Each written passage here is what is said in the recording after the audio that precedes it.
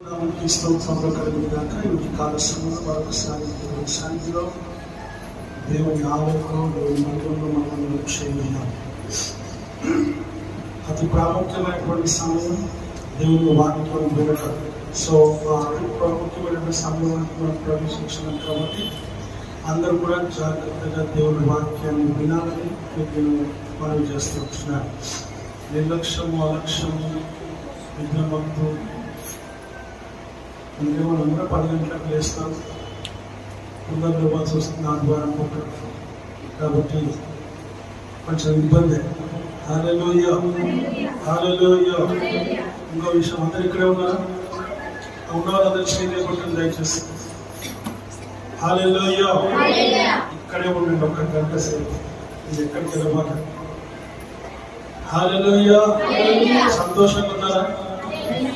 ఉన్న వాళ్ళందరూ ఒకసారి దేవుడి స్తుతించండి. మంచిది. దేవుడి వాక్యాన్ని మనం చూద్దాం ఒకసారి. కీర్తనల గ్రంథము 34వ అధ్యాయము 17వ వచనం ఒకసారి చదువుకుందాం. నీతిమంతులు మొదపెట్టగా యెహోవా ఆలకించును. ప్రార్థన చేసుకుందాం. మమ్మల్నిగా ప్రేమించిన పరమతండ్రి, మీ నామానికి వందనాలు, స్తోత్రాలు, స్తుతులు, కృతజ్ఞతాస్తుతులు చెల్లిస్తున్నాను. అయ్యా, ఈ వాక్యం ద్వారా మేము మాతో మాట్లాడుకుంటున్నాం. వినగలిగే చెవులు, గ్రహించగలిగే హృదయ మనస్సును మాకు అనుగ్రహించి మీ నామమునకు మహిమ, ఘనత, ప్రభావం చేసుకోమని నిర్లక్ష్యం, అలక్ష్యం అనేది మా ఉండకుండా లేకుండా రాకుండా సహాయం చేసి మహిమ, ఘనత, ప్రభావం చేసుకోమని యేసుక్రీస్తు నామములో అడుగుపెట్టుకుంటున్నాను తండ్రి. హల్లెలూయా. దేవుని వాక్యము సెలవిస్తా ఉంది. ఇక్కడ మనతో మాట్లాడిన విషయం అంటే నీతిమంతులు మొరపెట్టగా యెహోవా ఆలకించును. ఈ వాక్య భాగము చాలా సుపరిచితముగా మనకు ఉన్నది. ఎందుకంటే ఒక వర్డ్ ఏంటంటే నీతిమంతులు అనే మాటను మనం చూస్తూ ఉన్నాం. క్రైస్తవులు అని దానికి ఇంకొక చక్కటి మాట ఏం చెప్తున్నారంటే నీతిమంతులు. క్రైస్తవులుగా కాదు మనం ఉండాల్సింది, నీతిమంతులముగా ఉండాలి. ఎలా ఉండాలంట? ఎందుకు? మొదటిగా దేవుని ఎరిగిన వారమై ఉన్నాం. ఆ తర్వాత మారుమనసు పొంది, రక్షణ పొంది, బాప్తిసము తీసుకొని సంఘం అనే శరీరంలో మనము అవయవాలుగా చేరి సంఘ సభ్యత్వము కలిగి ప్రభు బలలో అనగా శరీరంలో ఆ రక్తంలో పాలి భాగస్థలం అయిన తర్వాత మనము క్రైస్తవులుగా మారినాం.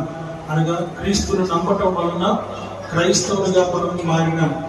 ఈ క్రైస్తవుడు కాస్త నెక్స్ట్ స్టేజ్కి వెళ్ళాలి. ఎక్కడికి వెళ్ళాలి? నెక్స్ట్ స్టేజ్ ఏంటిది అంటే నీతిమంతు విశ్వాసులు అనే మాట మనం చూస్తూ ఉన్నాం. రెండవదిగా నమ్మదగిన వారు అని చూస్తూ ఉన్నాం.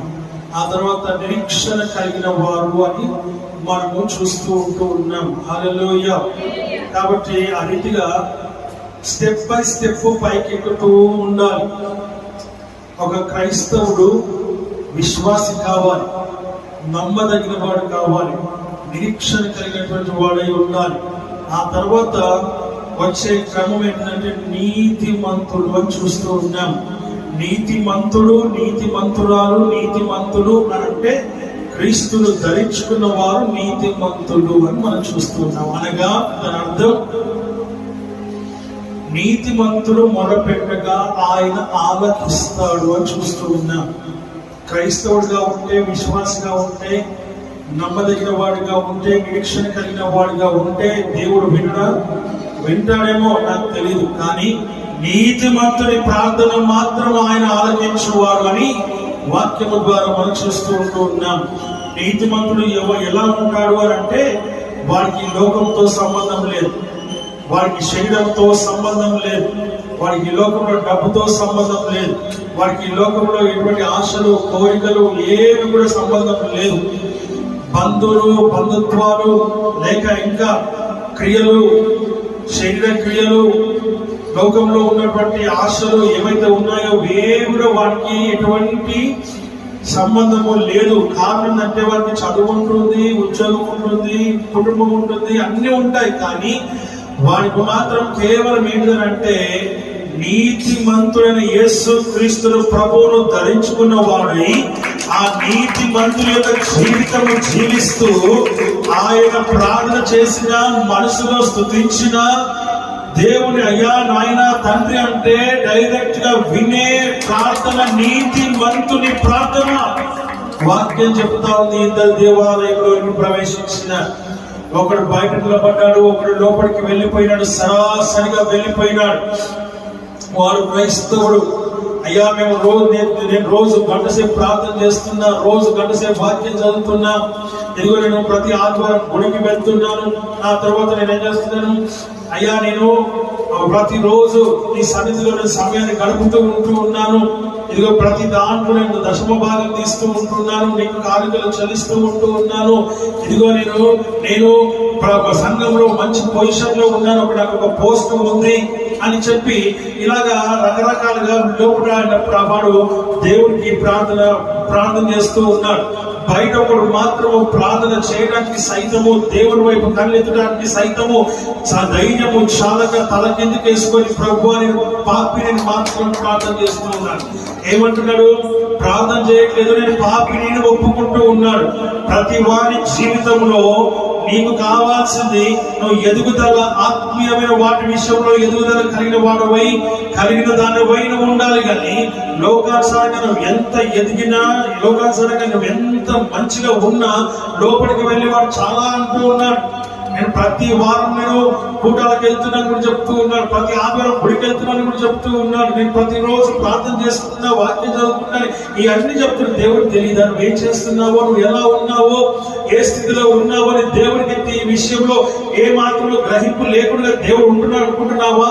వాక్యం అంటుంది ఆయనకు అన్ని తెలుసు, నువ్వు చేసే ప్రతి పని కూడా. హల్లెలూయా. కానీ దేవుడు ఎవరి ప్రార్థన విన్నాడు? కయ్యను హేబేలు కూడా బలులు దేవుని దగ్గర తీసుకొని వస్తే దేవుడు హేబేలు యొక్క అర్పణ మాత్రమే అంగీకరించాడు. కారణం ఏంటంటే ఆ హేబేలు దేవుడికి ఇష్టమైనవి తీసుకొచ్చాడు, కయ్యను దేవుడికి ఇష్టము లేనిది, ఆఖరిని పనికిరానిది తీసుకొని వచ్చాడు. నీవు నీ పనికిరాని ప్రార్థన కాదు నువ్వు చేయాల్సింది, దేవుడికి ఇష్టమైన ప్రార్థనను చేయాలి. ఇక్కడ వీడు ప్రార్థన చేస్తున్నాడు. ఎవరు ప్రార్థన చేస్తున్నాడు? ప్రభువా ప్రార్థన చేయుటకై ఇద్దరు మనుషులు దేవాలయంలోకి వెళ్ళిరి. వారిలో ఒకడు పరిసయ్యుడు, ఒకడు సుంకరి. పరిసయ్యుడు నిలవబడి, దేవా, నేను చోరులను, అన్యాయస్తులను, వ్యభిచారులైన ఇతర మనుషుల వలనైనను ఈ సుంకరి వలనైనను ఉండనందుకు నీకు కృతజ్ఞతాస్తుతులు చెల్లించుచున్నాను. ఏమంటున్నాడు? చోరుల వలనైనను, అన్యాయస్తుల వలనైనను, మోసం చేయని వాళ్ళ వలన, దొంగల వలనే కాకుండా, వ్యభిచారం వల్ల కాకుండా నేను ఇంకో మాట కూడా అంటున్నాడు, పక్కన వాళ్ళని చూపించి వీడి వల్లే కూడా నేను లేనందుకు, ఉండనందుకు నేను సంతోషిస్తున్నానని చెప్తూ ఉన్నాడు. నీకు నువ్వు ప్రార్థన చేసుకో, బాగానే ఉంది. ఎదుటి వాళ్ళ సంగతి నీకెందుకు, పక్క వాళ్ళ సంగతి నీకెందుకు, వెనక వాళ్ళ సంగతి నీకెందుకు, ఇటుపక్క అటుపక్కల వాళ్ళ సంగతి నీకెందుకు? వాక్యం చెప్తుంది పనికిరాని వాటి విషయంలో నువ్వు ఉండకూడదు వాక్యం చెప్తుంది. కాబట్టి ఎవరి విషయం నీకు అక్కర్లే, నువ్వు చేస్తున్నావు ప్రార్థన చేసుకో, అంతేగాని పక్క వాళ్ళ విషయం నీకు అవసరమైన వాక్యం చెప్తుంది. అలా ఉండనందుకు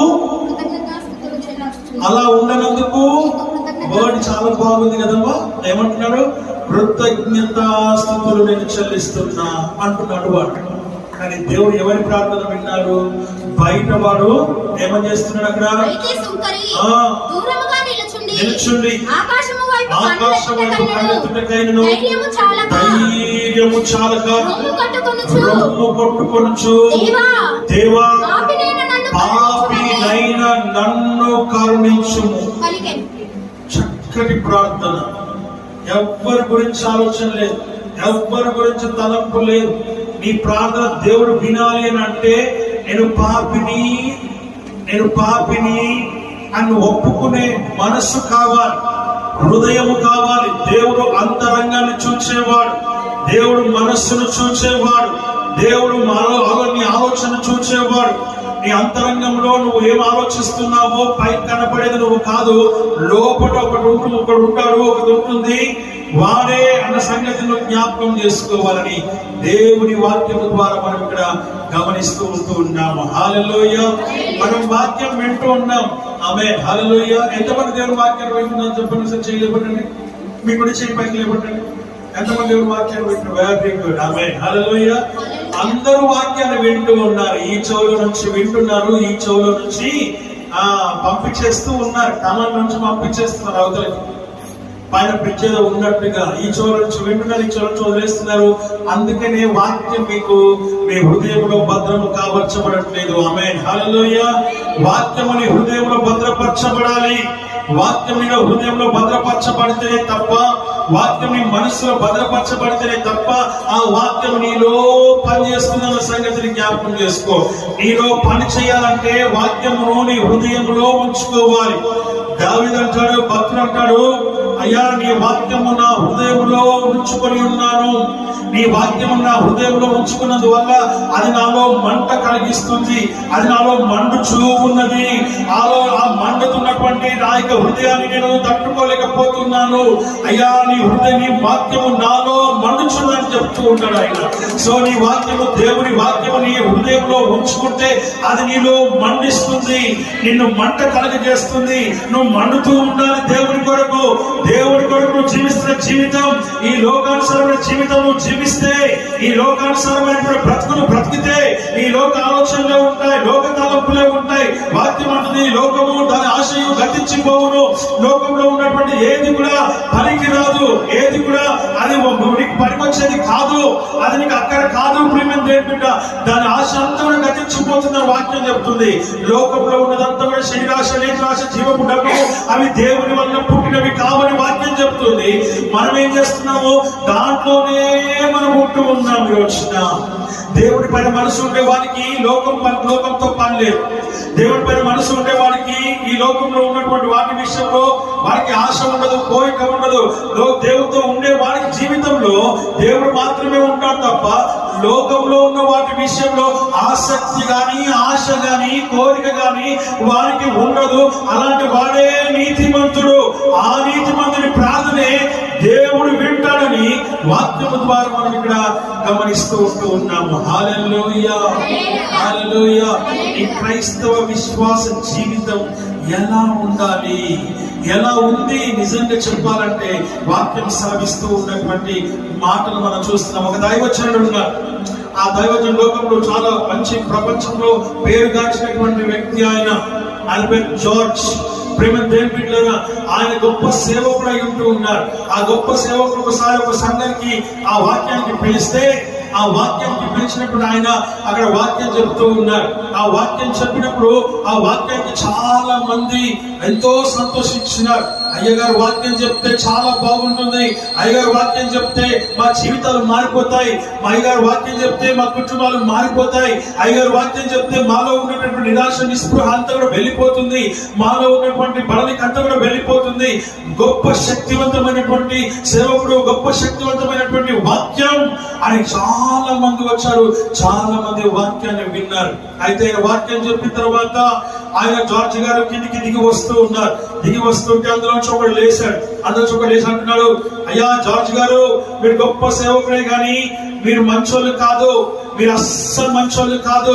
మీరు ఎలాంటి వారు అంటే అసలు మీరు ఏ మంచితనం లేదు, మీరు చాలా కుట్రదారు, మీరు నటిస్తూ ఉంటారు, అసలు మీలో ఒకటి అంత నటనే ఉన్నది, అసలు మీలో ఒకటి ఏ మంచితనం లేదు, నువ్వు ఎలాంటి వాడు అంటే అసలు అందరినీ ముంచటోడివి, నువ్వు రకరకాలుగా మాట్లాడుతూ ఉన్నాడు. ఆయన మాట్లాడుతూ ఉంటే ఈయన ఏ మాత్రము సంకోచించకుండా జార్జ్ గారు వెళ్ళారు. ఆయన దగ్గరికి అలాగా వినయముగా వెళ్ళి, ఆ బైబిల్ పట్టుకుని అలాగా వినయంతో వెళ్ళి ఆయన దగ్గరికి వెళ్ళి నిల్చున్నాడు. నిల్చుని ఏమన్నాడంటే ఆయన అంటున్నాడు, అతను చేయి తీసి తన తలపైన పెట్టుకున్నాడు. అయ్యా నేను పాపినయ్యా, అయ్యా నేను పాపిని, దయచేసి నా గురించి ప్రార్థన చేయవా. నేను మంచోని కాదు, నా గుణం మంచిది కాదు, నా మనసు కూడా మంచిది కాదు, అయితే నేను నటిస్తూ ఉన్నాను కదా, నా గురించి ప్రార్థన చేయని అలాగా తల వంచి ఆయన ఆ చేయి తీసి తన తలపైన పెట్టుకున్నాడు. ప్రేమ దేవుని బిడ్డ, అక్కడ జరిగిన విషయం తెలుసా? అక్కడ సంఘంలో అందరూ లేచినపడ్డారు. లేచినప్పుడు అందరూ ఏడుస్తూ ఉన్నారు. ఒక మంచి సేవకుని పట్టుకునేసి రకరకాలుగా తిడుతూ ఉన్నాడు, రకరకాలుగా మాట్లాడుతూ ఉన్నాడు, అవమానిస్తూ ఉన్నాడు, నిందిస్తూ ఉన్నాడు. వీడు ఎవడు అసలు మన సంఘస్థుడే కాదు వీడు అని చెప్పేసి అందరూ ఏడవటం మొదలు పెట్టినారు. ప్రేమ దేవుని బిడ్డలారా, ఇద్దరు ముగ్గురు అని పట్టుకోవడానికి ఒకటి దగ్గరకు వస్తే ఆ సేవకుడు అంటున్నాడు, జార్జ్ గారు అంటున్నారు, అయ్యా మీరు అతను ఏమనొద్దు, అతను చెప్పింది నిజమే, అతను నా లోపల ఏదో చూసి ఉంటాడు, అందు గురించి అలా మాట్లాడుతున్నాడు, మీరు ఎవరు ఏమనకూడదు అని ప్రార్థన చేయమని తల వంచి ఆయన మోకరించి నిలబడ్డాడు. అంతే. అలా అందరు ఏడుస్తూ ఉన్నారు, అందరు కన్నీరు కారుస్తూ ఉన్నారు. ప్రేమ దేవుని బిడ్డలారా, ఒక్కసారిగా ఎవడైతే మాట్లాడినాడో వాడి గుండె పగిలిపోయింది, వాడి మనసు విరిగిపోయింది, వాడి గుండె లోతుల్లోంచి కన్నీరు కారిపోతా ఉంది. అయ్యా, నీ గురించి నేను ఈర్షపడ్డాను, అయ్యా నేను ఈర్షతో నేను మాట్లాడినాను, నేను ఓర్వలేక నేను మాట్లాడినాను, కావాలని నిందించాను, కావాలని నువ్వు దేవుని పరిచయంలో ఇంకా ఎదుగుద్దనేసి, లేకపోతే దేవుడు ఇంకా పైకి నువ్వు వెళ్ళకూడదనేసి నేను నా పట్ల పట్ల నాకు ఈర్ష ఉంది, ద్వేషం ఉంది, కక్ష ఉంది, క్రోధం ఉంది, కోపం ఉంది. కారణం ఏదో తెలుసా? ఇద్దరు స్నేహితులే, జార్జ్ గారు స్నేహితుడే. ఆ ఉన్నటువంటి వ్యక్తి కూడా ఎవరైతే నిందించినారో అవమానపరిచినారో స్నేహితుడే. అయితే ఈయన ఎదుగుతూ ఉంటే ఆయన ఓర్వలేకపోయినాడు. ఆయన సంఘం చాలా చిన్నది, లేకపోతే ఆయన సంఘం ఆయన దగ్గర ఉన్నటువంటి చాలా కొద్ది మంది.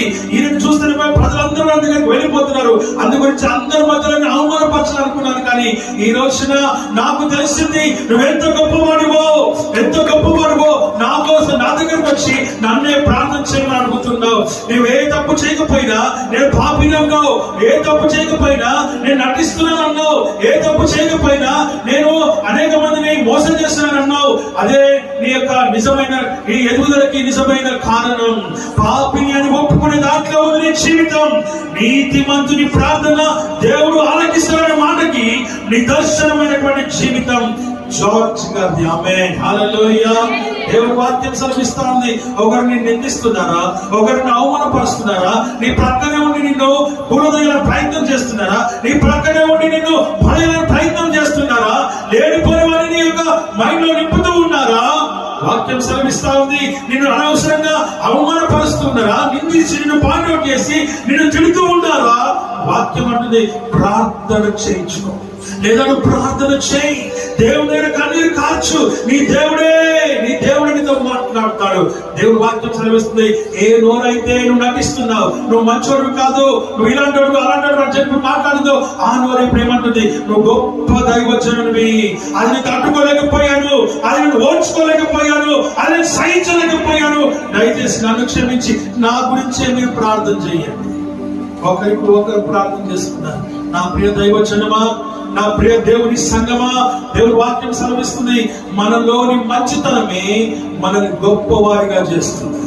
నువ్వు గొప్పదాన్ని కావద్దు, నువ్వు గొప్పడు కావద్దు. ప్రేమ దేవుని బిడ్డ, నీ మంచితనం నిన్ను గొప్పవాడిగా చేయాలి, నీ మంచితనం నిన్ను గొప్పదానిగా చేయాలి, నీ మంచితనం నిన్ను గొప్ప ఆత్మీయ జీవితంలోకి నడిపించాలని దేవుని వాక్యము ద్వారా మనం ఇక్కడ గమనిస్తూ ఉంటూ ఉన్నాం. హల్లెలూయా.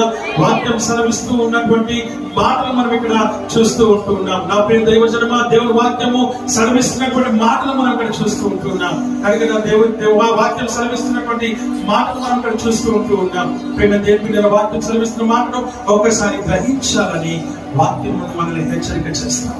నువ్వు నీతిమంతుడిగా ఉండాలి, నీతిమంతుడి జీవితం కలిగిన ఉండాలి, నీతిమంతుని యొక్క ఆ యొక్క హృదయాన్ని కలిగి ఉండాలి, నీతిమంతుని యొక్క ఆ యొక్క మనస్సును నువ్వు కలిగి ఉండాలి. నీ ప్రార్థన దేవుడు వినే నీతిమంతుని జీవితం నువ్వు కలిగి ఉండాలి. ఈ లోకంలో ప్రేమ దేవుడు నువ్వు అలాంటి జీవితాన్ని కలిగి నువ్వు ఉండాలని మన దేవుని వాక్యం ద్వారా మనం ఇక్కడ హెచ్చరిక. నీతిమంతులు మొరపెట్టగా యెహోవా ఆలకించును అని మనం చూస్తూ ఉంటూ ఉన్నాం. ఆ విషయాన్ని గమనించాలని వాక్యము ద్వారా మనం ఇక్కడ హెచ్చరికను మనం పొందుకుంటూ ఉన్నాం. హల్లెలూయా, హల్లెలూయా. కనుక ప్రేమ దేవుని బిడ్డల నీతిమంతులు మొరపెట్టగా యెహోవా ఏం చేస్తున్నాడు? మనల్ని ఆయన ఆలకిస్తూ ఉన్నాడు. నువ్వు క్రైస్తవుడిగా ఉంటే సరిపోదు, నువ్వు విశ్వాసిగా ఉంటే సరిపోదు, నువ్వు నమ్మకస్తుడిగా ఉంటే సరిపోదు, నువ్వు నిరీక్షణ కలిగి వాడిగా ఉంటే సరిపోదు. నీతిమంతునిగా నువ్వు ఎదగాలి. ఎలా ఎదగాలి? నీతిమంతునిగా నువ్వు ఎదగాలని వాక్యము మనల్ని హెచ్చరిక చేస్తావు. నీతిమంతుని జీవితం అద్భుతం. నీతిమంతుని జీవితం ప్రేమ దేవుని ఎంతో నిన్ను బలపరుస్తుందన్న సంగతిని నీవు గ్రహించాలని వాక్యము ద్వారా మనం ఇక్కడ గమనిస్తూ ఉంటూ ఉన్నాం. హల్లెలూయా, హల్లెలూయా. అంత తగ్గింపు కలిగి ఉండాలి. ఆయన తిట్టినా అవమానించినా ఏమన్నాడు? ఆయన నా గురించి ప్రార్థన చేయండి, నేను పాపిని అన్నాడు. పాపిని అని ఒప్పుకునే ఆత్మీయ జీవితం నీ లోపల ఉంటే నువ్వు నీతిమంతుడివే, నువ్వు నీతిమంతురాలివే. ఆ నీతిమంతుడు నువ్వు ఎప్పుడు చేసిన ప్రార్థన తర్వాత దేవుడు విన్నాడా వినలేదా అనే సంశయం కూడా ఎప్పుడు ఉండదు. నేను ప్రార్థన చేస్తానా, దేవుడు విన్నాడు అనే ఆలోచన తలపై నీ లోపల ఉంటుంది అన్న సంగతిని మనం ఇక్కడ జ్ఞాపకం చేసుకోవాలని దేవుని వాక్యము ద్వారా మనం ఇక్కడ గమనిస్తూ ఉన్నాం. హల్లెలూయా, హల్లెలూయా. నమ్మదగిన వాడే నలు దిశలా నెమ్మది కలుగ చేయువాడే, నమ్మదగిన వాడే నలు దిశలా నెమ్మది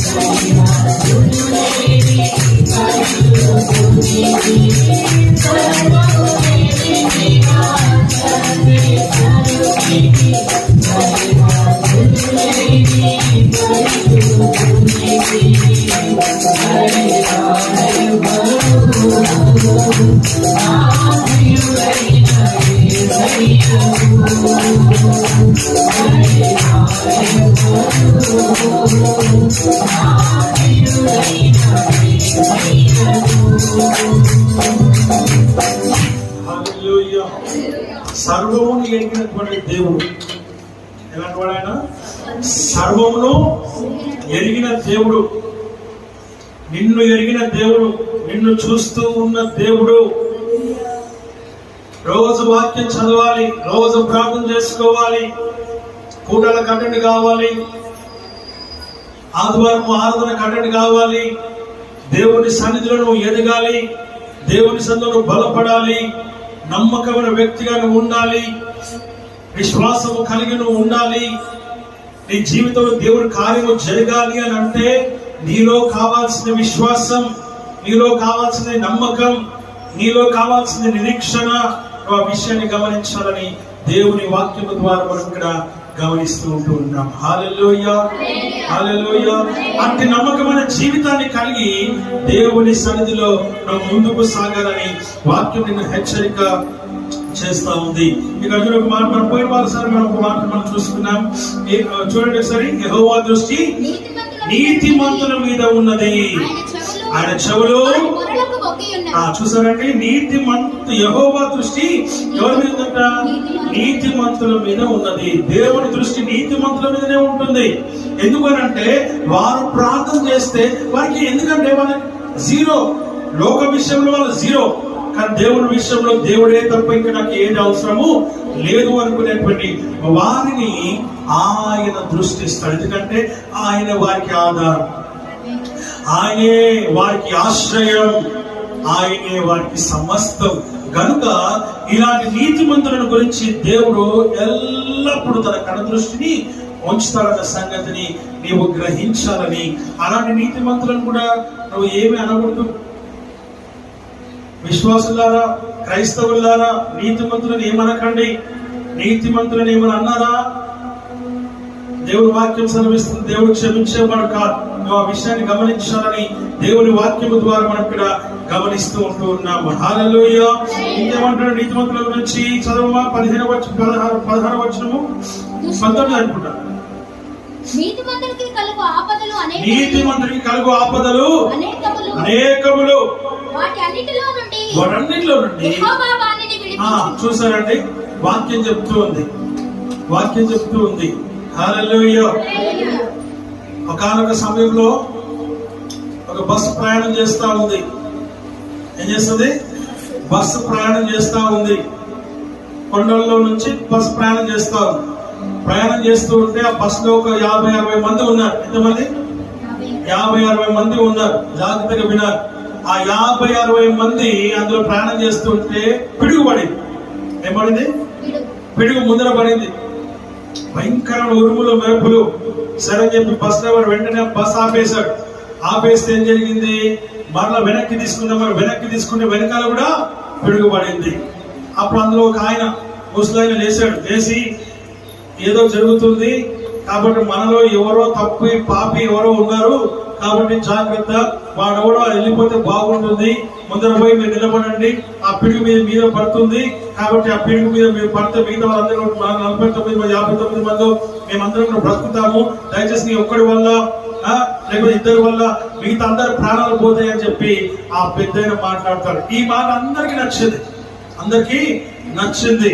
ఈ మాట నచ్చేసరికల్లా సరే ఒకడొక్కడుగా ముందరికి వెళ్ళి పడుతూ ఉన్నారు. వెళ్తూ ఉంటే ఎవ్వరి మీద కూడా పడట్లేదు. ఆఖరికి ఇప్పుడేమైనా దేవుని మిగిలిన మిగిలింది ఒక్కడు మిగిలాడు. హల్లెలూయా. అందరూ అయిపోయారు, ఒక్కడు మిగిలాడు. ఎవడు వాడు? అమ్మా ముసలోడే. హల్లెలూయా. ఆ ముసలోడు వెళ్ళగానే పిడుగు పడిపోయింది, కట్టం అయిపోయింది. ఏ ముసలుడైతే అందరికి జ్ఞానోదయం చేసిండో, ఏ ముసలుడైతే ఈ మార్గం చూపించిండో అంటే వాడు ఎంత పెద్ద పాపో, వాడు ఎంత పెద్ద తప్పు చేస్తాడో మనకు తెలియదు. ఆ సంగతి అందరిని రక్షించాలని ఒక్కడి వల్ల మేమందరం కూడా బలైపోవాల్సి వస్తుంది కనుక ధైర్యంగా వెళ్దాం, ధైర్యంగా నిలబడదాం, ఒక్కరితో మిగతా వారందరికీ ఇబ్బంది కలగకుండా మనం చూద్దాం అని అందరు వెళ్ళారు. అందరు చూస్తారు. నేను అనుకుంటే నేను ఏ తప్పు చేయలేదు, నేను మంచోని, నేను గొప్పని, నేను ముసలోని అయిపోయినా, నా మీద ఎందుకు పని, నా మీద ఎందుకు ఇచ్చేస్తుంది ఇది అని అనుకున్నాడు. కానీ ముసలోని మీద పడింది ఆమె. హల్లెలూయా.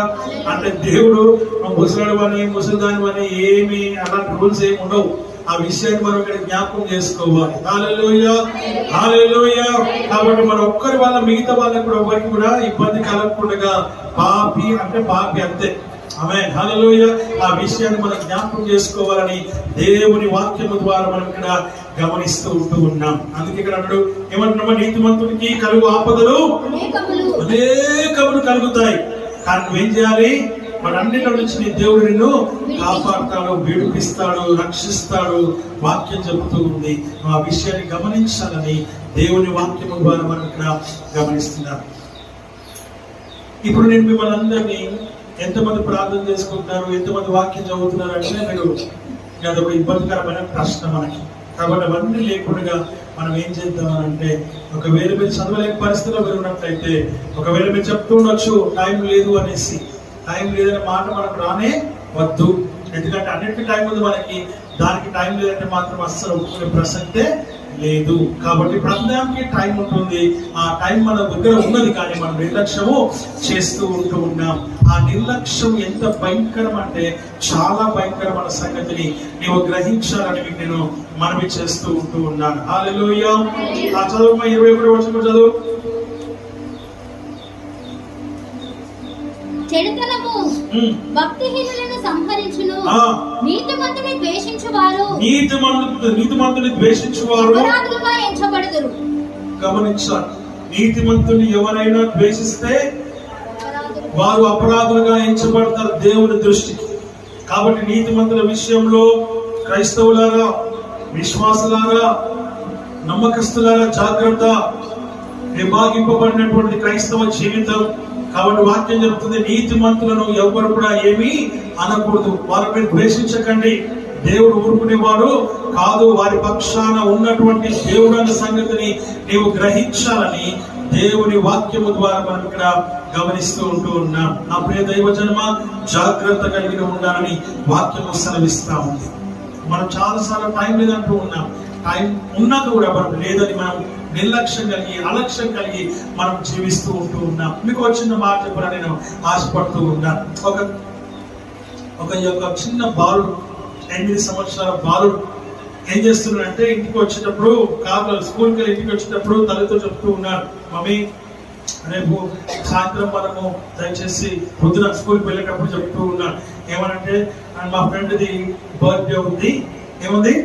ఫ్రెండ్ది బర్త్డే ఉంది కాబట్టి నేను గ్రీటింగ్ కార్డ్ తయారు చేయాలి, నాకు సహాయం చేయాలి, నాకు హెల్ప్ చేయాలి అని చెప్తే తల్లి అనింది ఓకేనా, నాకు చేద్దాం, ఖచ్చితంగా చేద్దాం అన్నది. నువ్వు తొందరగా రా మమ్మీ ఈరోజు అని చెప్పాడు పిల్లోడు. అయితే ఆ పిల్లడు స్కూల్కి వెళ్ళిపోయాడు, అయిపోయింది. స్కూల్ అయిపోయినట్టు కూడా తల్లి స్కూల్కి రాలేదు, కొంచెం లేట్ అయిపోయింది. ఆమె ఇంటికి వచ్చింది 7:30కి ఏమో వచ్చింది ఆమె. ఆ పిల్లల్ని వాళ్ళ అమ్మమ్మ తల్లిగారు తీసుకొచ్చి ఆ దగ్గర పెట్టుకుంది. ఫోన్ చేసినప్పుడు తర్వాత ఇంటికి వెళ్ళేటప్పుడు పిల్లోడు చాలా డల్ గా ఉన్నాడు. ఎలా ఉన్నాడు? ఎందుకు డల్ గా ఉన్నాడు పిల్లోడు?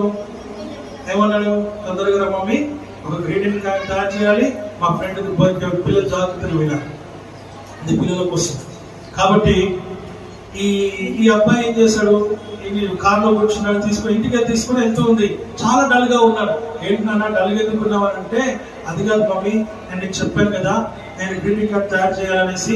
ఇప్పుడు టైం 7-8 అవుతుంది, ఆ ఇంటికి వెళ్ళేసరికి మనకు టైం అయిపోతుంది, గ్రీటింగ్ కార్డ్ మనం తయారు చేయలేమేమో అన్నట్టుగా పిల్లోడు మాట్లాడుతూ ఉన్నాడు. అది కాదు నాన్న, నాకు లేట్ అయిపోయింది అనేసి ఆమె చెప్పింది. అప్పుడు పిల్లడు ఒక ప్రశ్న వేశాడు. ఏంటి ఆ ప్రశ్న అంటే, మమ్మీ నేనంటే ఇష్టమా, నీకు ఆఫీస్ అంటే ఇష్టమా అని అడిగాడు. ఏమన్నాడు? నేనంటే ఇష్టమా, ఆఫీస్ అంటే ఇష్టమా అని అడిగాడు. అప్పటి వరకు ఎప్పుడు కూడా పిల్లడు అట్లా తల్లితో మాట్లాడలేదు. ఆ తల్లితో మాట్లాడిపోసరికి ఆ తల్లి చాలా షాక్ అయింది. ఆమెకి అర్థం కాలేదు. తర్వాత అర్థమైంది, ఎందుకు ఇట్లా అడిగేశాడు, ఎందుకు ఇట్లా మాట్లాడాడు ఏంటి అనేసి. ఎప్పుడు మాట్లాడాడు వాడు, ఇలా మాట్లాడాడని అనుకుంటూ ఉంది. అనుకుంటూ మళ్ళీ ఏం చేసింది, ఇంటికి వెళ్ళినాక మనం మళ్ళీ ఒకసారి అడిగింది, అయ్యా అన్నా నువ్వు ఎందుకలా అడిగావు అని అంటే, ఏం లేదు మమ్మీ అన్నట్టు కథం అయిపోయింది, వదిలేసి. అది అయిపోయిన తర్వాత మళ్ళా పడుకునే సమయానికి ఒకసారి వాడిని మళ్ళా పడుకునే టైంలో అడిగింది, నాన్న ఎందుకంటే అడిగామంటే, ఏం లేదు మమ్మీ పడుకో అన్నాడు. ఆమెకు అస్సలు మనసు పట్టట్లేదు. ఎందుకు మనసు పట్టట్లేదు? ఆఫీస్ ముఖ్యమా, నేను ముఖ్యమా అనే మాట ఆమె డైజెస్ట్ అవ్వట్లేదు. ఆమె ఎంత ఆలోచించిన దానికి ఆన్సర్ దొరకట్లేదు. అయితే ఆ టెన్షన్లో ఆమె ఏం చేస్తుందంటే పిల్లోని లేపింది, నాన్న ఒక్కసారి లేచి కూర్చో, నువ్వు ఎందుకు అన్నావు, నువ్వు తప్ప నాకు ఏమి ఇంట్రెస్ట్ ఉంటుంది చెప్పు నాకు ఒకసారి, నువ్వు తప్ప నాకు వేరే ఇంపార్టెంట్ ఏముంటుంది చెప్పు నాకు, నువ్వే ఇంపార్టెంట్ కన్నా నాకు, నువ్వు తప్ప నాకు వేరే ఇంపార్టెంటే లేదు అని అంటే, అవును సరే మమ్మీ అని అంటున్నాడు తప్ప ఇంకో మాట మాట్లాడట్లేదు. అప్పుడు తల్లి అనింది, తల్లి చక్కగా కూర్చోబెట్టి, నాన్న నేను ఆఫీస్కి వెళ్ళకపోతే ఇదిగో ఈఎంఐస్ ఉన్నాయి, లోన్స్ ఉన్నాయి, మనము ఇలా ఉంటుంది, నేను కష్టపడకపోతే, నేను జాబ్ చేయకపోతే మన ఇల్లు గడవడం కష్టము, లేకపోతే నీ ఫీజు కట్టడం కష్టము, నువ్వు చదువుకోవడం కష్టము, తర్వాత నువ్వు చదువుకోకపోతే నువ్వు ఇలిటరేట్ గా మిగిలిపోతావు, నీకు తర్వాత ఫ్యూచర్ ఉండదు, నీకు తర్వాత ఉద్యోగం ఉండదు, నువ్వు తర్వాత చాలా క్లిష్టమైన పరిస్థితిలో నువ్వు జీవించాల్సి వస్తుంది. కాబట్టి నేను ఉద్యోగానికి వెళ్ళకపోతే, మన డబ్బులు రాకపోతే, నేను సంపాదించకపోతే లైఫ్ నీకు లేదు, నాకు లేదు, ఎవరికి మన ఇంట్లో వాళ్ళకి ఎవరు కూడా ఉండదు. అందుకే కష్టపడి నేను ఆఫీస్కి వెళ్తున్నాను కదా, కానీ ఆఫీస్ కన్నా ముఖ్యం నువ్వే, నాకు ఇంపార్టెంట్ నువ్వే, ఆ విషయాన్ని మాత్రం జ్ఞాపకం చేసుకోవాలి పెట్టా అంటే, సరే మమ్మీ అన్నాడు. అయినా ఆమె రాత్రంతా అది ఇచ్చేసి తర్వాత నెక్స్ట్ డే మార్నింగ్ ఆ స్కూల్ ఇద్దరు కలిసి మళ్ళీ వెళ్ళిపోయారు, మళ్ళీ వచ్చారు. అయితే అప్పటి నుంచి వాడు కొంచెం మెచ్యూర్డ్ గా ప్రవర్తిస్తూ ఉన్నారు. ఈమెకి వాడికి అర్థమైందా, అర్థం కాలేదా? ఈమెకి ఒక డౌట్ ఉంటే ఇంటికి వచ్చిన తర్వాత ఇంటికి రాగానే అంటున్నాడు, మమ్మీ వాటర్ తాగుతావా అని అడుగుతున్నాడు.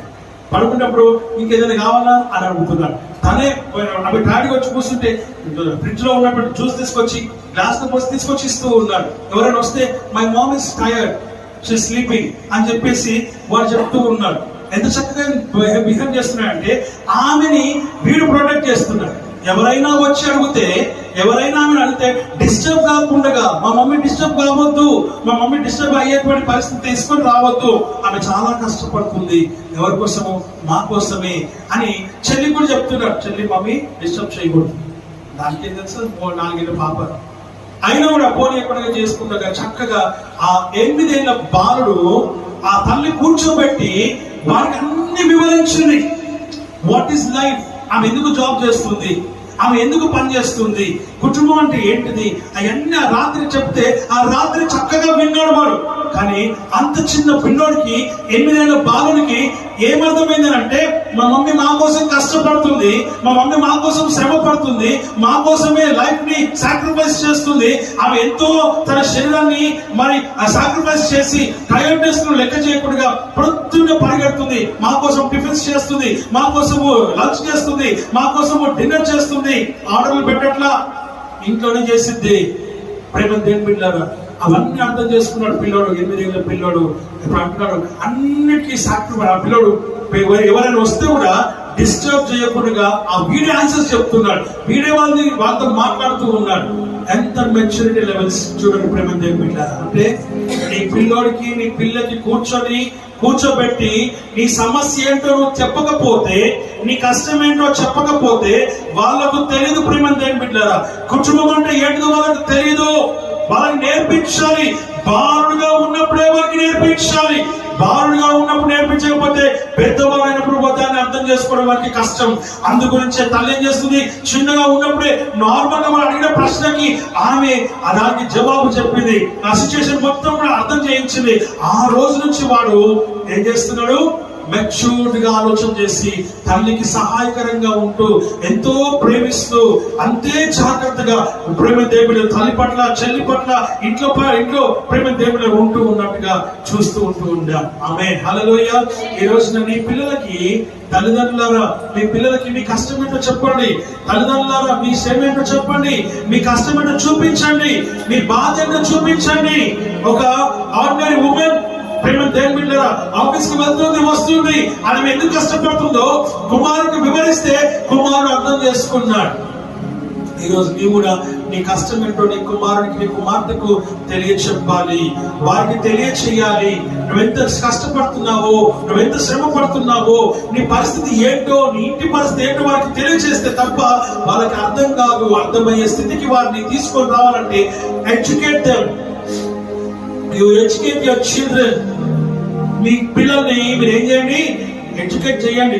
దేవుడు వాక్యం సెలవిస్తున్న మాట మనం చూస్తూ ఉంటాం. సరే, మనిషి కాబట్టి, తల్లి కాబట్టి ఆమె తన కుమారుడికి చెప్పింది. మరి ఇంకో విషయం తెలుసుకుందామా? ఒక పక్షిని గురించి మనం తెలుసుకుందాం. సముద్రము ఒడ్డునే ఉండే ఒక పక్షి, సముద్రపు ఒడ్డునే ఉండే ఒక పక్షి, దాని పేరు నాకు గుర్తుకు రావట్లేదు. ఆ పక్షి ఏం చేస్తుందంటే పిల్లలు పెట్టిన తర్వాత ఆ చిన్న దానికి తినిపించేంత వరకు తినిపించింది. తినిపించిన తర్వాత సముద్రపు ఒడ్డులో చిన్న చిన్న గవ్వలు ఉంటాయి, వాటిలో పురుగులు ఉంటాయి. వాటిని అందులో లోపల ఉంటుంది, ఆ ఇసుక లోపల ఉంటాయి. వాటిని దాని ముక్కు చాలా పొడుకుంటుంది, అలా పొడిసి తీయాలి. తీసి దాన్ని విప్పి తినాలి. ఇదేం చేసేది, తీసుకుని దానికి తినిపించేది, ప్రతిరోజు తినిపించేది. ఇదేం చేస్తుంది, ప్రతిరోజు తల్లి రాగానే నోరు తెరవాలి, అది నోట్లో పెట్టగానే ఇది మింగాలి, తినాలా. అలాగే నేర్పించేసరికల్లా ఇది కొంచెం పెద్దగా అయింది. పెద్దగా అయ్యేసరికి ఏం చేస్తుంది, తల్లి రాగానే నోరు తెరుస్తుంది. అందుకే తల్లి ఒడ్డు ఆ గూడు దగ్గరికి వెళ్ళకుండా ఈ సముద్రం ఒడ్డు నేను పడి దాన్ని పిలుస్తా ఉంది. అదేమో దానికి అలవాటు అయిపోయింది కదా, ఆ డోర్ తెరవడము అది అట్లాగే. అయితే ఒక పూట చూసింది, 2 పూట చూసింది, బాగా ఆకలిస్తుంది, తల్లి పిలుస్తుంది, పరిగెత్తిన తర్వాత చూపించింది ఇలా చెయ్యాలి అన్నట్టుగా. దానికి భాష రాకపోయినా అలా పొడిసి ఆ గవ్వను తీసి దాంట్లో ఉన్నటువంటి పురుగును తీసి తినాలి అనేటువంటి రీతిగా చూపిస్తుంది. దానికి తినబెట్టట్లా, ఇదే తింటుంది. అలా 2-3 చేసింది. చేసాక సరే అని చెప్పి దీనికి కొంచెం అర్థమై ఇది కూడా తీస్తూ ఉంది. అనుకోకుండా అలా వచ్చేసరికల్లా అక్కడ ఉన్నట్టు దాంట్లో అది మునిగి భయపడిపోయి పరిగెత్తుకొని వచ్చి గూడు దగ్గర నిలబడ్డది. గూడు దగ్గర నిలబడితే అది ఏం చేస్తుందంటే గూడు దగ్గర నుంచి ఇంకే తిరిగి పట్ల సముద్రం దగ్గర రావట్లేదు. దానికి ఆకలి వేస్తుంది, దానికి అస్సలు అర్థం కావట్లేదు. చాలా సేపు నుంచి ఆ రోజంతా గడిచిపోయింది. నెక్స్ట్ డే మార్నింగ్ మళ్ళా సేమ్ అదే పొజిషన్. అయితే నోరు తెలుస్తుంది కానీ తల్లి ఏం చేస్తుంది, మళ్ళా గూడు దగ్గరికి వెళ్ళకుండా అక్కడే ఉంటే అప్పుడు దాని ఆకలికి భరించలేక అది పరిగెత్తుకొని వస్తే మళ్ళా అలా రాబోతూ ఉంది. రాబోతున్నప్పుడు అలపై బాగా గమనించాలి. చిన్న ఎండ్రకాయలు ఉంటాయి. ఆ చిన్న ఎండ్రకాయలు ఏం చేస్తాయి అంటే దాని లోపల ఉన్నటువంటి, దానికి తెలియదు కదా, దాని లోపల ఉన్నటువంటి ఆ మట్టిలో ఉన్నటువంటి గవ్వల్ని పైకి తీసుకొని అవి వెళ్తూ ఉన్నాయి.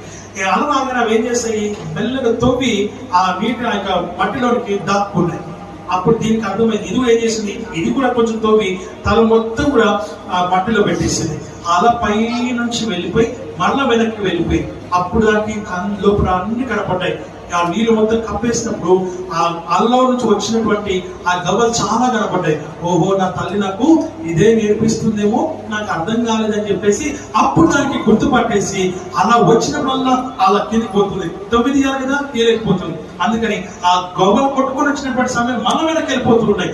అప్పుడు అక్కడ పట్టుకుంటుంది, 1, 2, 3 అలా పట్టుకుంటుంది. పట్టుకొని తినడం మొదలు పెట్టింది. ఆ తల్లి దానికి నేర్పించింది.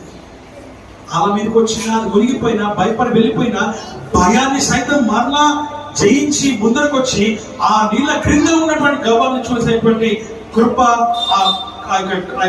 ఆ చిన్న పక్షికి కలిగినట్టుగా మనం చూస్తూ ఉంటున్నాం. ఈ రోజున తల్లే కాదు, మనిషే కాదు, పక్షి సైతము తన బిడ్డకు నేర్పిస్తూ ఉంది ఎలా జీవించాలి, ఎలా బ్రతకాలి, ఎలా సంపాదించుకోవాలి, ఆహారాన్ని ఎలా సంపాదించుకోవాలి, ఉద్యోగాన్ని ఎలా సంపాదించుకోవాలి, ఆ యొక్క జీవితాన్ని ఎలా మనం ముందుకు కొనసాగించాలని దేవుని వాక్యం ద్వారా మనం చూస్తున్నాం. మనిషి, పక్షి, ఏ జంతువైనా తల్లి ఏం చేస్తుంది? పిల్లకు నేర్పిస్తుంది. నేర్పించాలి కూడా. నేర్పించే జీవితం మనం కలిగి ఉండాలని దేవుని వాక్యం ద్వారా మనం చూస్తున్నాం. నీతిమంతుని యొక్క లక్షణం ఏంటంటే నేర్చుకునే వాడిగా ఉంటారు. నేర్చుకున్నటువంటి వాడు స్థిరము కలిగి ఉంటాడు, భయపడడు. పక్షి, చిన్న పక్షి పిల్ల భయపడ్డప్పటికీ మరలా వెళ్ళింది ధైర్యం చేసి.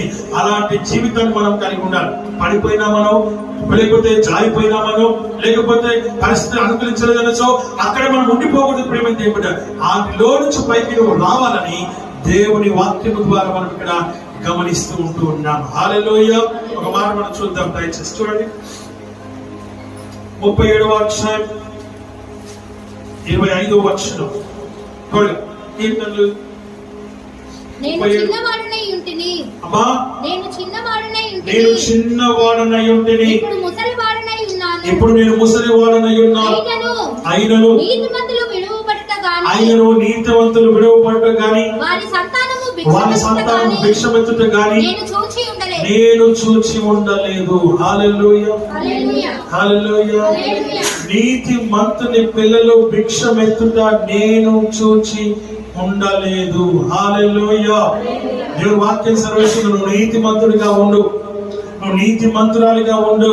నీ పిల్లలు ఎన్నడూ కూడా తక్కువ స్థాయిలో ఉండరు అన్న సంగతిని జ్ఞాపకం చేసుకోవాలి. ఇక్కడ ఈ కీర్తన రాసింది ఎవరు అంటే దావీదు గారు. దావీదు ఏమన్నా భిక్షగాడా? దావీదు ఏమన్నా తన పిల్లలను భిక్ష ఎత్తుకున్నారా? దాని అర్థం కాదు. ఆయన జీవించిన జీవితమే పిల్లలు ఆశీర్వదింపబడ్డారు. ఆయన జీవించిన జీవితమే పిల్లలు దీవించబడ్డారు.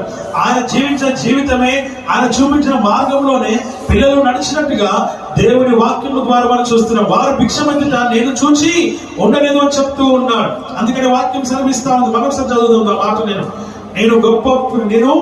చిన్నవాడినై ఉంటిని, ఇప్పుడు ముసలివాడనై ఉన్నాను. నేను ఒకప్పుడు చిన్నవాడినే, ఆ తర్వాత బాలునయ్యాను, ఆ తర్వాత యవనస్తున్నయ్యాను, ఆ తర్వాత మధ్య వయస్కునయ్యాను, ఇప్పుడు నేను ముసలివాడినైపోయా. అయినను నీతిమంతులు విడువబడుట గాని, వారు నీతిమంతులు విడువబడుట గాని, వారి సంతానము భిక్షమెత్తుట గాని నేను చూచి ఉండలేదు అని దావీదు జ్ఞాని చెప్తూ ఉన్నాడు. జ్ఞాని చెప్తూ ఉన్నాడు. దేవుని వాక్యం సెలవిస్తుంది. దేవుని హృదయాన్ని ఎరిగిన వాడు చెప్తూ ఉన్నాడు. దేవుని ఉద్దేశం నెరవేర్చిన వాడు చెప్తూ ఉన్నాడు. దేవుని ఆలోచన తలంపులు ఎరిగిన వాడు చెప్తూ ఉన్నాడు. వారు ఎన్నడూ తక్కువ స్థాయిలో ఉండడం గాని, భిక్షవతని గాని నేను ఎన్నడూ చూడలేదు అని చెప్తూ ఉన్నాడు ఆయన. అందుకని ఇక్కడ వాక్యం సెలవిస్తుంది, ఆయన నీతిమంతులను ఎన్నడూ కూడా విడవలేదన్న సంగతిని మనం చూస్తున్నామా? ఇంకేమంటున్నామా? నీతిమంతులు విడవబడ్డ గాని, వారి సంతానము భిక్షమెత్తుట గాని నేను చూచి ఉండలేదు. ఇది చక్కటి మాట. సో ఆ విషయాన్ని ఈరోజు నీవు నేను మనము జ్ఞాపకం చేసుకోవాలి. ఒకసారి ఒక ఊర్లో ఒక భూస్వామి దగ్గరికి వచ్చి ఒక ఆయన పాపం పాలేదు పనివాడు వచ్చి, అయ్యా ఒక 100 రూపాయలు ఉంటాయి అయ్యా, నా కొడుకు చదువుకుంటున్నాడు, వాడు బాగా చదువుతాడు, నేను ఫీజు కట్టాలి అంటే భూస్వామి అంటూ ఉన్నాడు. ఏమంటున్నాడు? రే, మీకెందుకు రా చదువులు, మీరెందుకు చదివేది, చదివితే మేం చదవాలి, మేం బాగుపడాలి, మీరు పని చేస్తూనే ఉండాలి, నువ్వైనా నీ పిల్లలైనా వాళ్ళ పిల్లలైనా మీరు మా దగ్గర పని చేయాలరా అని చెప్పి అంటూ ఉంటే ఆయన అన్నా, అయ్యా కనకయ్యా ఒక 100 రూపాయలు సాయం చెయ్యయ్యా, కావాలంటే అడ్వాన్స్ ఇచ్చి నేను 2 నెలలు పని చేస్తానయ్యా, దయచేసి 100 రూపాయలు ఇవ్వండి, నేను ఫీజు కట్టుకుంటాను అని చెప్పి ఎంత అడిగినా కూడా ఇవ్వలేదు. ఆ తర్వాత ఆ పిల్లోడు ఎలాగో చేసి కట్టాడు. కట్టిన తర్వాత పిల్లోడు పెద్దోడు అయ్యాడు, 10 పాస్ అయ్యాడు, ఫస్ట్ క్లాస్ లో పాస్ అయ్యాడు, ఇంటర్ పాస్ అయ్యాడు, మంచి ఇంజనీరింగ్ చేశాడు. ఆ తర్వాత మంచి కంపెనీలో ఆ పిల్లోడికి ఉద్యోగం వచ్చింది. 2 ఏళ్ళు ఇక్కడ కష్టపడ్డాడు. ఆఫీస్ వాళ్ళే అమెరికా పంపించారు.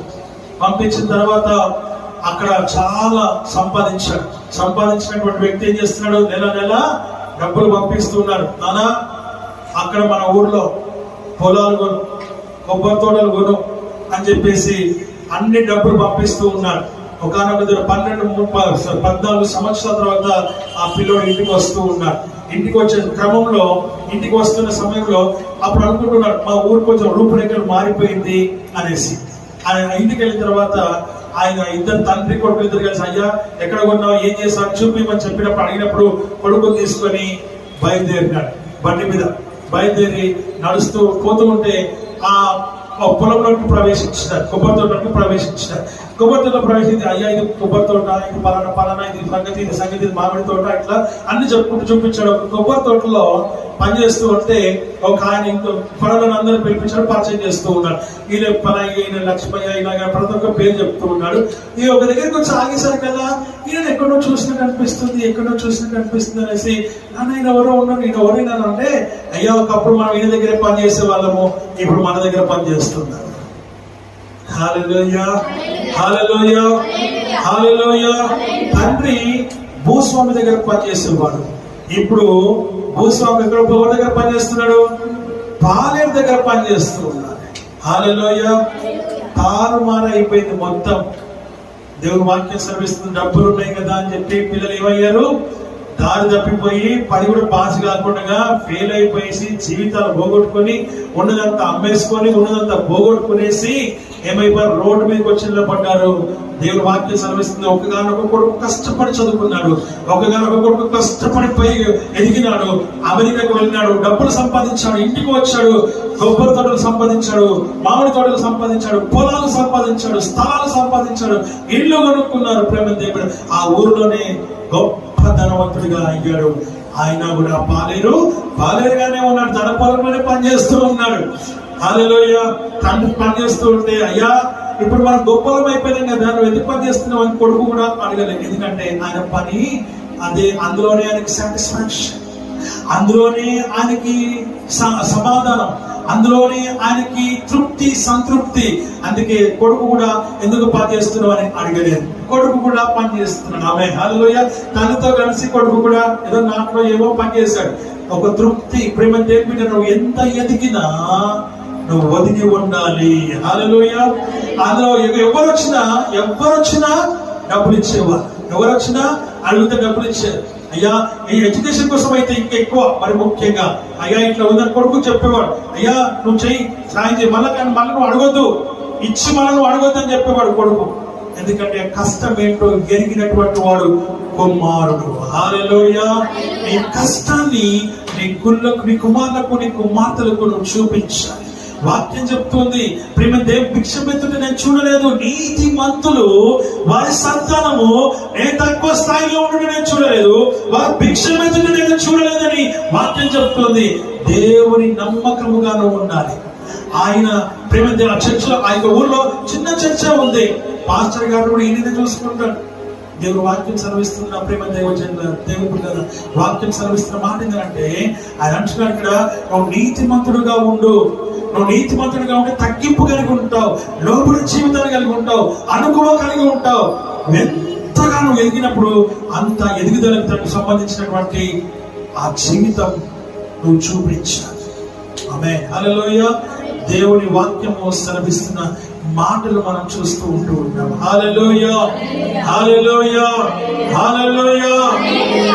నీ ఎదుగుదల 10 మందికి ఒకవేళ నువ్వు చూపించుకోవాలి అని అంటే ఏం చేయాలి? చదువుకునే వాళ్ళకి, ముఖ్యంగా అట్లాంటి వాళ్ళకి సహాయం చేయాలి. దేవుడి వాక్యం సెలవిస్తున్న మాట మనం చూస్తున్నాం. ప్రేమ దేవుని బిడ్డలారా, అన్నదానం చేయాలి, వస్త్రదానం చేయాలి, వాళ్ళకి అందరికి సపోర్ట్గా ఉండాలి. అందులో వచ్చే గొప్ప పేరు ఇంకా దేంట్లో రాదు. హల్లెలూయా. ఆ విషయాన్ని జ్ఞాపకం చేసుకోవాలని దేవుని వాక్యం వచ్చిన మనల్ని హెచ్చరిక చేస్తా ఉన్నాడు. నువ్వు నీతిమంతుడిగా ఉన్నావా? నువ్వు నీతిమంతురాలుగా ఉన్నావా? నీ ప్రార్థన దేవుడు వింటున్నాడా? వినే స్థితికి నువ్వు వచ్చావా? నీ ప్రార్థన దేవుడు వినే స్థాయిలో ఉన్నదా అని నువ్వు పరిశీలన చేసుకోవాలని వాక్యము ద్వారా మనం ఇక్కడ గమనిస్తూ ఉంటూ ఉన్నాము. హల్లెలూయా. ఇంకొక మాట మనం చూస్తున్నామా? ఇదే 37వ అధ్యాయం దయచేసి 39వ వచనం చదవాలని మనం చేస్తున్నాం. యెహోవాయే నీతిమంతులకు రక్షణాధారము. ఆమేన్. హల్లెలూయా. బాధ కలుగునప్పుడు ఆయనే వారికి ఆశ్రయ దుర్గము. హల్లెలూయా. హల్లెలూయా. యేసయ్య నీతో జీవించగానే నా బ్రతుకు బ్రతుకుగా యేసయ్య నీతో జీవించగానే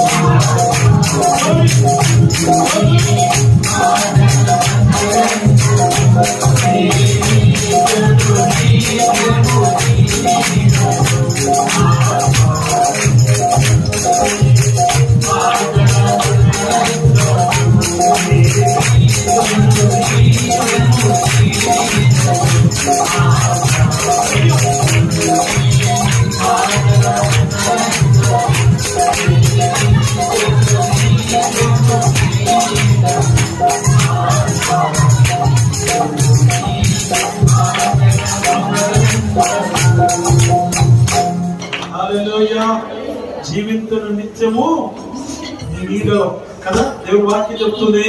భక్తుడు అంటున్నాడు, యేసయ్య నీతో జీవించగానే నా బ్రతుకుగా మారింది. యేసయ్యని కృప తలంచగానే నా శ్రమలుగా అనిపించలేదు.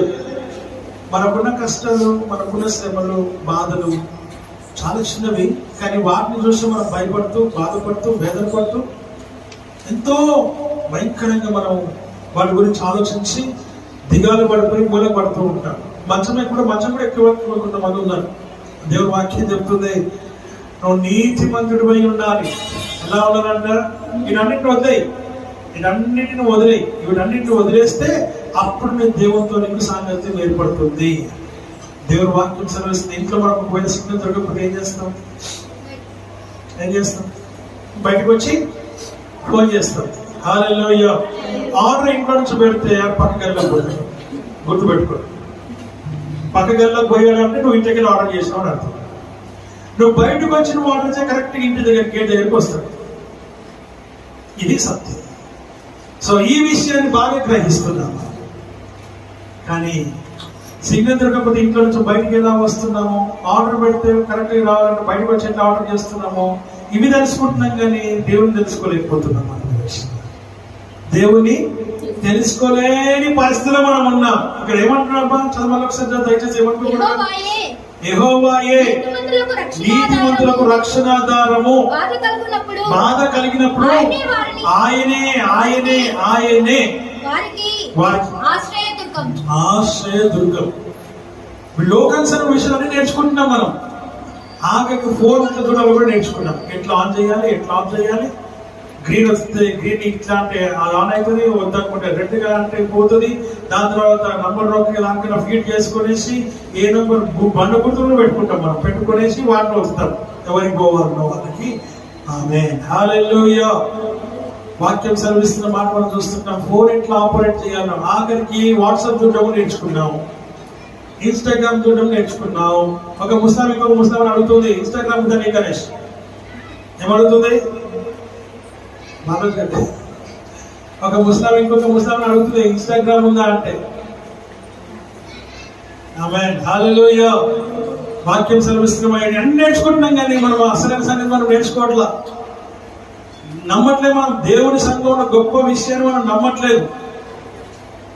ఒక కమ్మాస్ లో ఉన్నటువంటి ఒక వ్యక్తి దేవుని నమ్ముకున్నాడు. దేవుని నమ్ముకొని పరిచయం చేస్తూ ఉన్నాడు. ఆ పరిచయం చేస్తున్న క్రమంలో అందరు రక్షణ పొందినారు, అందరు మార్మల్స్ పొందినారు. కానీ వాళ్ళ తండ్రి ఒక ఆయన ముసలాయన. ఆయనకి చాలా నిష్ఠ.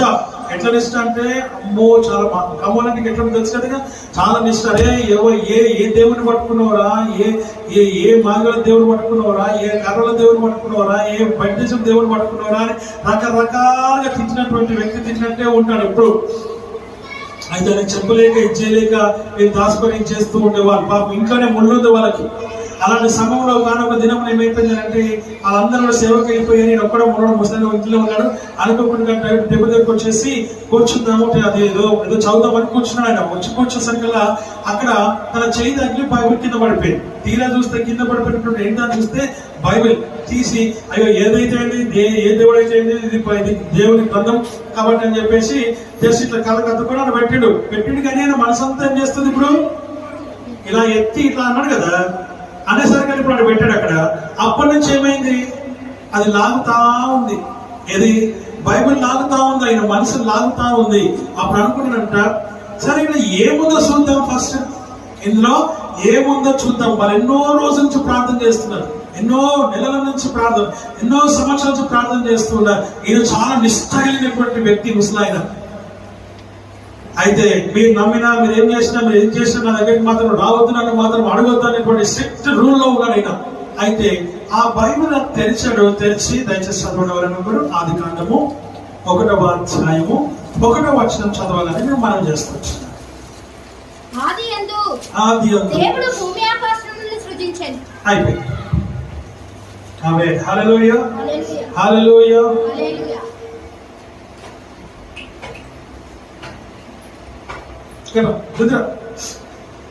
ఎదురుగా నిలబడు, పడుకో, బోర్డు పడు, అటు స్ట్రైట్, అటు అటు అటు.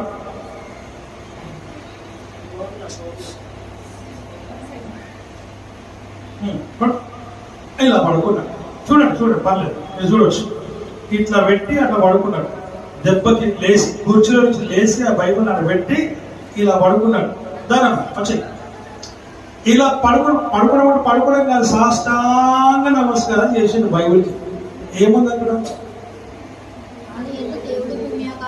ఆదియందు దేవుడు భూమిని ఆకాశమును సృష్టించాడని ఒక్క వచనం చదువుడు అంతే. ఎందుకంటే ఈయన రెఫర్ చేస్తున్నాడు, ఈయన పరిశోధిస్తున్నాడు, సర్చ్ చేస్తూ ఉన్నాడు. ఈ భూమిని, ఈ ఆకాశాన్ని, ఆ మందులో ఉన్న ఇవన్నిటిని ఎవరు సృష్టించారని ఎన్నో గ్రంథాలు చదివాడంట, ఎన్నో మత గ్రంథాలు చదివాడంట. కానీ ఎక్కడ కూడా ఏ మతంలో, ఏ గ్రంథంలో ఎక్కడైనా దొరకని ఆన్సర్ ఇక్కడ దొరికింది బైబిల్ గ్రంథంలో. వెంటనే బైబిల్ గ్రంథం అక్కడ పక్కకు పెట్టేసి ఎదురుగా పెట్టి సాష్టాంగ నమస్కారం చేసి, అయ్యా నువ్వే దేవుడు మనం ఒప్పుకున్నాడు. ఆమె హల్లెలూయా.